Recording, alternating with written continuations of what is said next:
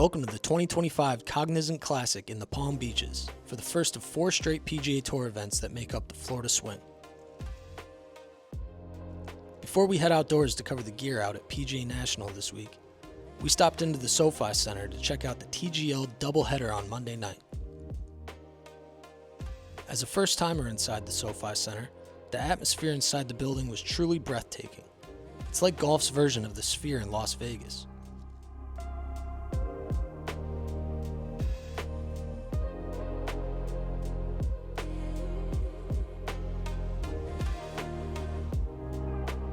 With special media access, we are able to go onto the playing turf to watch big names such as Rory McIlroy, Cameron Young, and Hideki Matsuyama warm up into the hitting screen, which measures 64 feet in height and 53 feet in width. That's 24 times larger than a typical simulator screen. In a word, massive.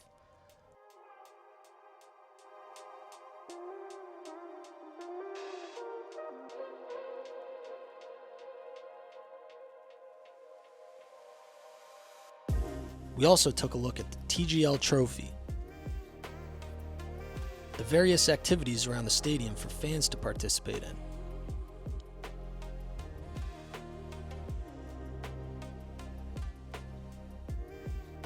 the squares of Bermuda grass that the players hit off of,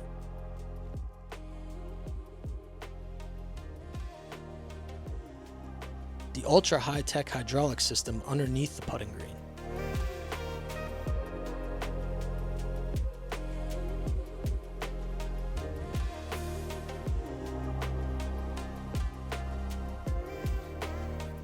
and even the rakes and brooms required to keep the teeing areas clear of sand and divots. It was an awe-inspiring experience, and it felt like I stepped through a portal into the new world of golf.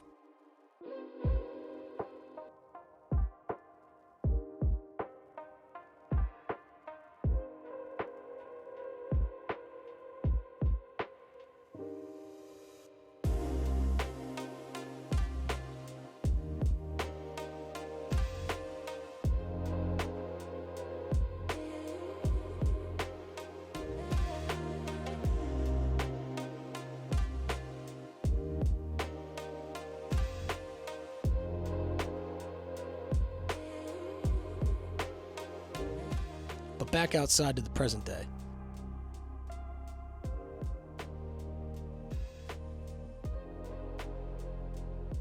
PGA National is known for the bear trap,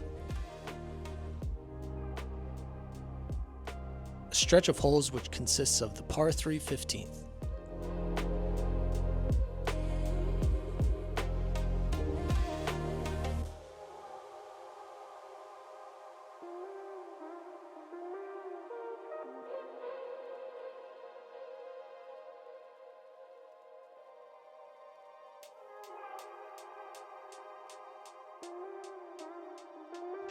the par 4 16th,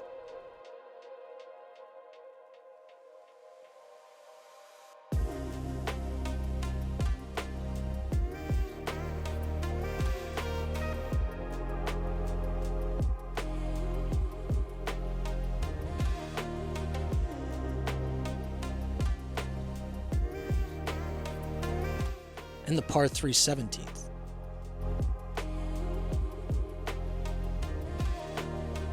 It's a truly daunting test, especially with the Florida winds that blow in off the coast. Having a few extra balls in the bag is always smart here at PGA National. Good luck to the leaders on Sunday, that's all I can say. Okay, let's get to some gear, shall we? In case you haven't been paying attention, L.A.B golf putters have been some of the most popular and influential putters in the market in recent years. It's been a meteoric rise. Luckily for us, L.A.B Golf's CEO Sam Hahn was on site this week, where we caught up with him to ask a few questions. I mean, the come-up story, it never feels like a come-up, for us, kind of inside the building. I don't get out on tour very often anymore, and this is kind of when I really feel how different things were. I just saw Justin Lauer was the first guy I ever handed a putter to in 2018 on the Korn Ferry Tour, and he's a full status pro now, and we got a couple bags on the putting green and a bunch of putters in play. It's humbling, it's wild. It's just a crazy thing. As mentioned with Hahn, YouTube golfing sensation Grant Horvat played in the Pro-Am on Wednesday with a broomstick L.A.B putter.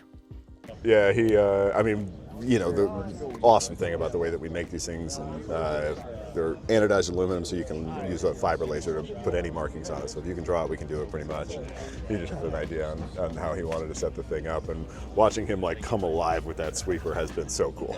He had no intentions of ever doing anything with that putter, and then got his butt kicked by Adam in California and started asking some questions, and the technique looks great on him. I think he rolls it smooth. He also had a bag full of Tacoma irons, TaylorMade wedges, and TaylorMade woods. In the Wednesday Pro-Am, Horvat played alongside Fat Perez from Bob Does Sports, and he was showing off some Bills Mafia pride on his Callaway wedges. Long drive champion Kyle Berkshire was also in the group, so we checked out his bag full of Cobra clubs, including his 44-inch Cobra driver. Berkshire is more competitive about golf these days, not just long drive competitions, so the shorter driver helps provide him greater control. Back to the pros, we had the pleasure of catching up with Paul Peterson, who just might have the last set of Nike irons left on the PGA Tour. He gave some great insight into his Nike set and why they're still in the bag. They are slightly lower in spin than my previous set of irons, but the contact was so much better. It's just that's what we want. That's what we feed ourselves off of. It's good contact. We can fix curve. We can fix that stuff. It's if it's not hitting in the right spot in the face, then there's your first problem. Mm-hmm. And my tendency was thin. And I feel like with most guys' speed going up, I haven't quite picked up that speed increase. So you're seeing a lot more camber on the bottom of the soles. Yeah. And Mike Taylor and those guys designed those soles to be a little closer from the contact point on the face to where that sole starts is very small, and helps me get into the turf a little bit better and get that strike point in the right part of the face.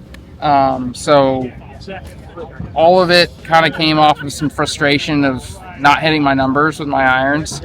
And I picked up a set that my wife actually brought to an event in England because my clubs were stuck in Ireland.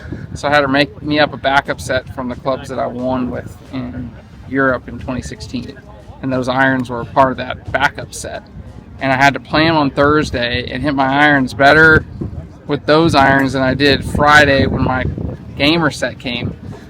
And then I was just kind of getting a little bit frustrated last year through the beginning part of the year. I mixed in a different golf ball, and so that was just exacerbating the spin and the carry numbers being all over the map. So I went home, grabbed those clubs again out of the garage, and just took a 6-iron and knocked down the flag for 45 minutes. So I ended up reaching out to Mike and those guys at Nike and was just like, hey, do you guys happen to have any more sets of these Vapors? So yeah, we have 2 sets because Artisan took over all that old product. Yep. I was like, can I come? So I took 4th in Oklahoma last year, drove down to Dallas, tested equipment at the oven after playing well, and I was just like, I cannot sacrifice this this contact. So I put them in Chicago. Divot pattern, I hadn't been hitting divots for 3 months. And my divot pattern's over there. My rep comes up and he kind of looks at the 2 divot patterns and it's kind of like, yeah, I think these irons are toast. And I put them in, and I believe we took 5th that week. So it was just I won with them. And then Nike says we're going out of the equipment business. And I'm like, oh, nobody's going to be there for support. So it was I'm changing all my equipment. And my coach was like, dude, you need to get 5 or 6 sets of these irons and not change irons. So that was his advice. And he's not wrong very often. Yeah. And here we are back in them. So. And he's still not wrong. He's still not wrong. They've been, they've made me more money than at any point in my career from Chicago to now. So it's they're staying in. If I could get a few more 100 RPM spin on them, I would love that. but they're amazing into the wind. It's just those downwind shots on firm greens. I tend to feel like I run out of green. It's like I can't land it short enough, which, you know, we all have our issues. It's like some people will rip it back off the green, and that's their issue, and mine tends to be a little bit lower on spin. But I mean, I just hit them so good, and I know where they're going, and yeah, it's been a cool thing. And Jay and all those guys, Mike at Artisan, were so cool about getting me back into prioritizing that strike point on the face, and so that's kind of been the driver of it all. He's the best. Big shout out, Mike Taylor. Yeah, big shout out to Mike Taylor. You're the man, Mike T. So love it. Keeping with the Nike news, young stud Luke Clanton recently signed a deal with Nike Golf, and we checked out his current club setup, including a Titleist driver, a TaylorMade burner mini driver, a mixed set of TaylorMade irons, 4 TaylorMade MG4 wedges, and a Scotty Cameron T9 putter that has more rounded edges than the typical retail model. We also spoke with Trackman expert Harrison Shee, who helped shed some light on what launch monitor numbers the pros are actually looking at when they use Trackman.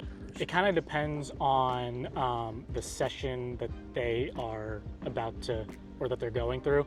If they are working with their swing coach, they might be looking a little bit more at some of the club data and seeing how that might influence and change your ball flight numbers.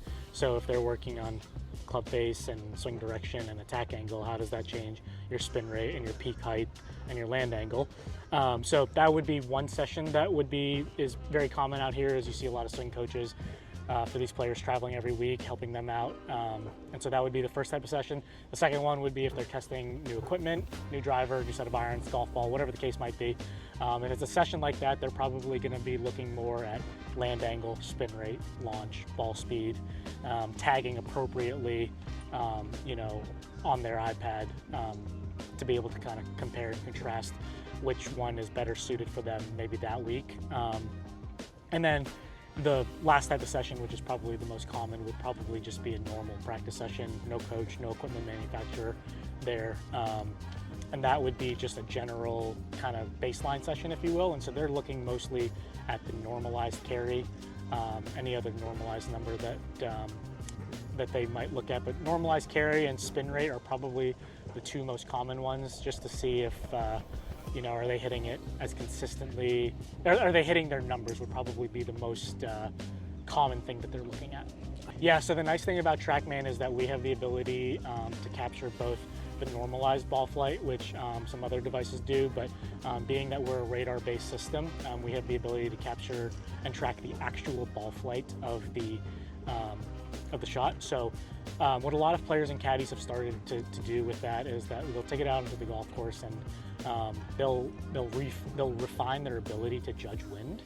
And so if they laser the flag in their practice round and it says 175 to the flag from the middle of the fairway, but the wind is in their face, their caddy might want to refine his ability to say, hey, this is probably going to be a 183 yard shot. So that difference between normalized and actual, so if 175 to the flag is what they lasered and the caddy says, hey, it's 183, I think it's a 183 shot, that's him telling the player, hey, I think there's 8 yards of hurt up there. Player hits the shot. The first thing that they'll look at is, did the player hit it 183 in whatever his home conditions are, and then did the golf ball actually fly 175? And if it did, then they'll be able to kind of know, okay, hey, player hit his number, which is obviously great, and then on top of that, the caddy was also correct in his judgment of wind. So that's kind of why they're looking at it on the golf course. And then on top of that, guys, these guys are the best athletes, best golfers in the world, and their speeds can change ever so slightly between the driving range. You get a little bit of adrenaline on the golf course, and all of a sudden your speed goes up, your carry numbers go up, and maybe your spin rates change. They might go up with speed, or sometimes they go down with speed because you're a little bit more dynamic out there. And so they want to see how that kind of changes out on the golf course and how that might influence their carry numbers as well. And then the last thing is we have the ability to judge or to measure spin rate out of the rough. And so they want to be able to see, hey, if we, are in the first cut this week, with Bermuda grass this week, here starting off the Florida swing versus bent grass and Poa annua when we were on the West Coast swing, how does that change their spin rates and ball speeds? And obviously, as you know, 1 yard is sometimes the difference between winning and losing out here. Year in and year out, Denny McCarthy ranks among the best putters on the PGA Tour. This week, we checked out his flawless putting stroke on the practice green and took an in-hand look at his Scotty Cameron mallet putter too. Paradise Golf. I'm Eric West, I'm the founder.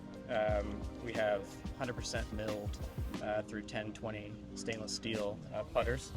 Starts off with 1 degree aloft down at the bottom of the face, but to get the ball rolling, we put these grooves down here.